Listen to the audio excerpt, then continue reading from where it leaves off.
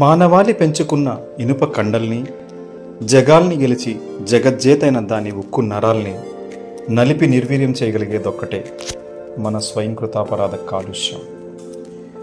పక్షిలా ఎగిరి ఆకాశాన్ని, చేపలా ఈది సంద్రాన్ని, ఎక్కి పర్వతాల్ని, దిగి అగాధాల్ని ఏలాలని మనిషి చేపట్టిన ప్రతీదీ నిజానికో బంగారు కలే.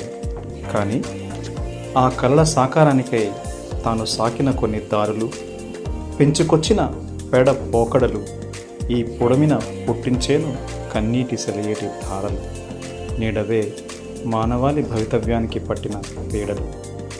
కుళ్ళనిది, కనుమరుగవ్వనిది, విరగనిది, విరుగుడే దొరకనిది, విపణిలో విరివిగా దొరికేది వెల కొద్దిపాటిది అయినది ఒకే ఒక్కటి, ప్లాస్టిక్ భూతమది, కాలుష్య కారకమది, మృతం కానిదది.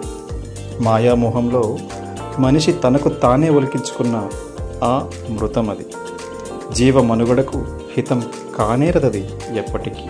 కనుక ఓ నా మిత్రమా, మోహం వీడు, ప్లాస్టిక్ విడనాడు. మండే భూగోళం, కరిగే హిమనదం, కృషించిన వనం, కుళ్ళిపోతున్న సంద్రం, పెళ్ళుబుకే ఈ ప్రకృతి ప్రకోపం.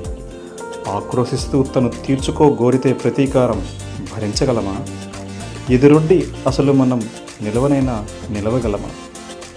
విచక్షణ విడువకు మిత్రమా, పొడమిని పాడైపు నీకు ప్రియమిత్రమా.